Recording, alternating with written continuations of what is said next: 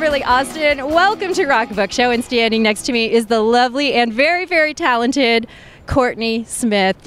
Does it bother you that you're constantly confused with Courtney Thorne Smith? It's a problem in Google searches, yes, more than anything. But really, does anybody know who she is besides us? Actually, you know what? It's a music book, so I get more, is your name an homage to Mark E. Smith? No, just a coincidence. Courtney is here to talk about her new book, Record Collecting for Girls. Courtney, this is such a fun book. When I was done with it, I felt like I just sat there and had a beer with you and you told me all the greatest tips of your life. How did you come up with the concept?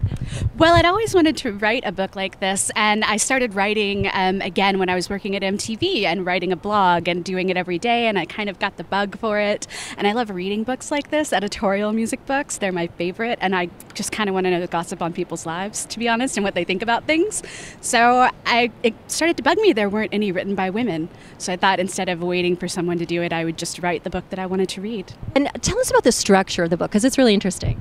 Well, it kind of came together randomly, and from proposal to actual writing of the book, it changed a lot in some cases. I wondered if that happened along the way. And at the end of each chapter, you do put a playlist, too. Is there anything now that you see in print and you go, oh, man, I could have done something different? No, I'm living with it as it is. I accept it for what it is, yes. Cool. Well, like I said, you really do talk to us like you're our best friend who absolutely has the inside scoop. For anybody who doesn't know, give us a little bit about your background, because it's pretty cool. Well, when I was in college, I started interning for MTV while I was in Texas and coming up to New York and just spending months here and doing internships in Texas and making up classes for myself to take. So that's awesome. Internships. And I worked at a radio station in Dallas as well. And then I just made someone hire me when I graduated and moved to New York. And I worked at MTV in the music programming department for nearly a decade and worked putting together plans for bands, doing indie label relations, programming Subterranean on MTV2. It was a lot of fun. And your Tumblr blog was really fun while you're out doing your book tours and signing. I have to ask you, so how do you decide what to write in someone's book? Okay, so you have to let them talk to you a little bit. And then they'll kind of tell you either what their favorite part of the book was or something that they really connected with. They'll ask you a question about. So then you just make up something funny on the spur, like about it. Like, you really looked like a Smiths fan. I saw you looking at me during the reading. Love, Courtney. Your favorite artist, you say in the book, is Elvis Costello. Do tell.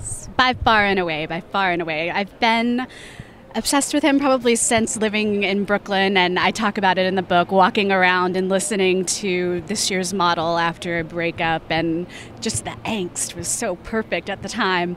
But then I started to really get into his catalog and listen to everything, and there's so much stuff. It's for every part of your life. There's an Elvis Costello album or song or something great. Yeah, no, that's really true. And when you mentioned the line, "My aim is true," and the way that you worded it in the book, I went, yes, that is so true. Everything that you hear, all the emotion that you hear in just that one line. That's what you really want someone to feel for you, whoever it is. It would be amazing.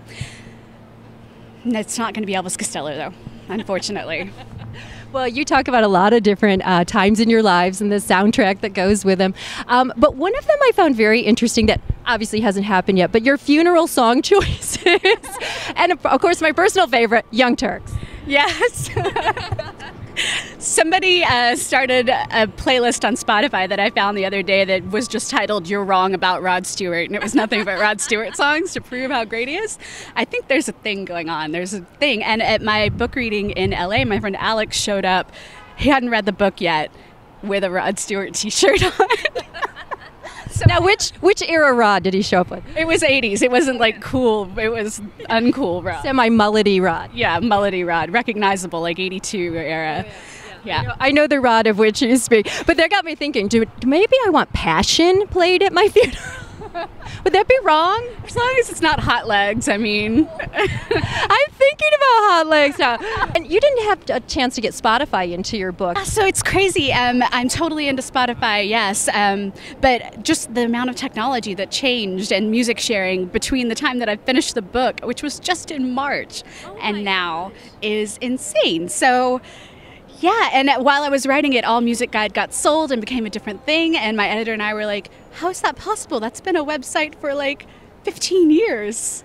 So that's the hard part when you're writing about pop culture, the topics and the technology.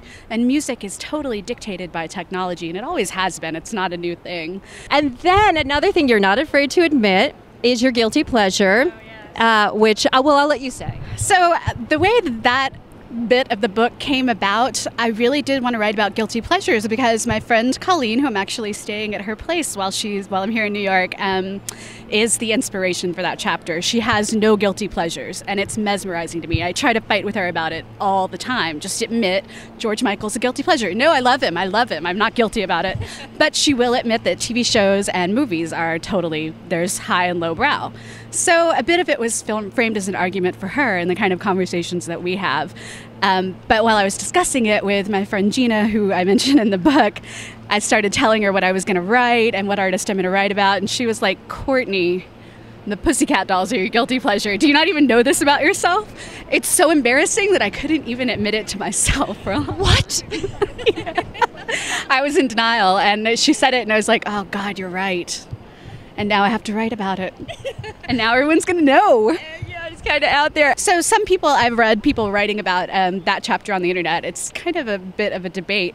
And somebody wrote something about Glen Campbell, but I don't feel guilty about it. And I'm just like, do you not know that Johnny Cash and R.E.M. both covered Wichita Lineman? It's not guilty. He's a great songwriter. You need to dig deeper. Yeah, keep digging, yeah, because that's really awesome stuff.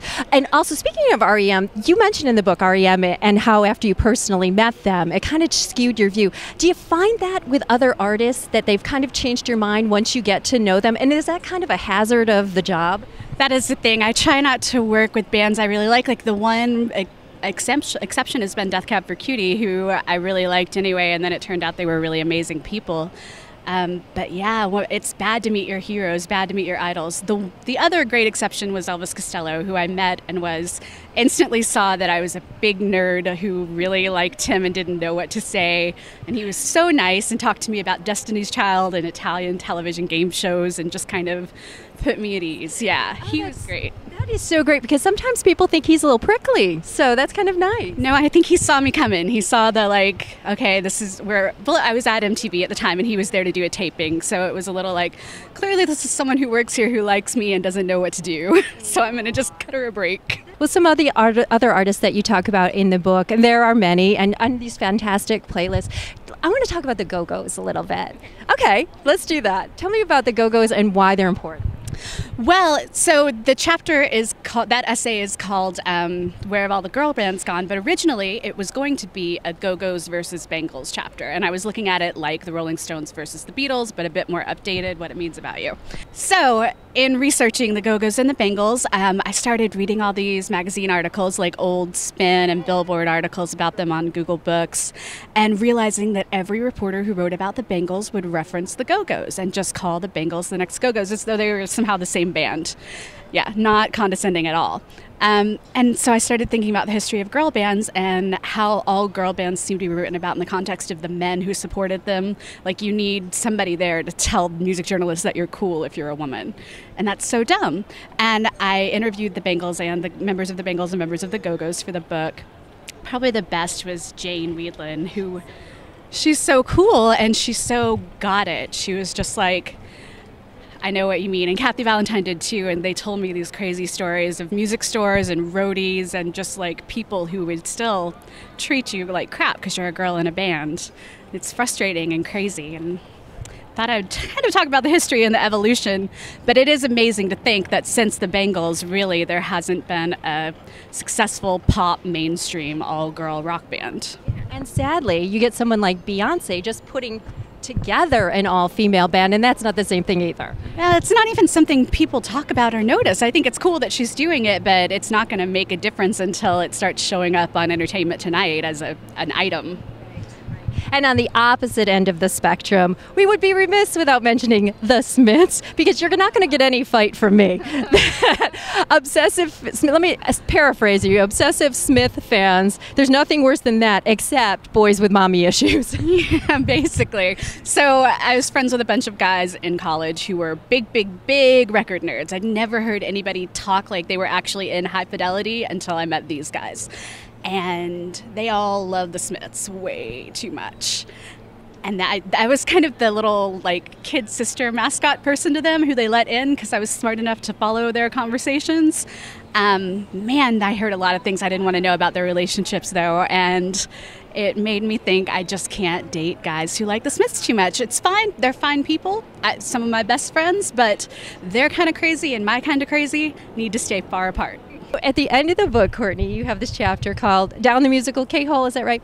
And eventually you do say, as everyone should say, all roads lead to Prince. Yes. So that bit of the book was the last thing I wrote, the very, very last bit while I was locked away in a hotel room and hiding from the world and just looking through my computer.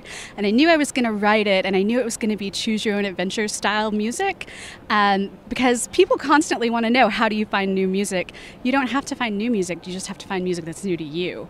So that's sort of what I find myself doing on the internet a lot, is that chapter in different variations, making decisions, choosing something and then going back and then choosing the other thing you didn't choose. So it's true, though, all roads lead to Prince. And before we go, I guess we should mention, because you do explain this in the book, the difference between people who collect records and record collectors. Yes. So I don't think I would even say I'm a record collector. I have a record collection. I buy lots of music, but I don't necessarily collect everything on vinyl. And I make that pretty clear in the book. I don't think there's a lot of point to buying things released after about 1985 on vinyl. It's not mastered for that sound or that format. It's fine if you want to do it. Great, knock yourself out. But yeah, those people are a little bit nuts, potentially a little bit OCD. I think that's all right. I think it's got its place if you have enough room in your house for that. And organizational skills. Right. So record collecting for girls is an absurd title. The more you know about records, the more you can see that's just an absurd title for the book because, first of all, there's no such thing as record collecting just for girls. I don't even know what would be in that book. Here's how you put Hello Kitty stickers on your records. I don't know. But it's the idea of talking about music with girls that I'm trying to capture. And it is a really fun chat. And I have to say, I'm still stuck on Hot Legs from my funeral song. I like that idea. I love the idea of an absurd song at your funeral, though. I mean, you've got to break the tension or else it's just a downer. It's just a big chill. Exactly. Courtney Smith, thank you so much for being here. Congratulations on the book. All the way from San Antonio, Texas, everybody.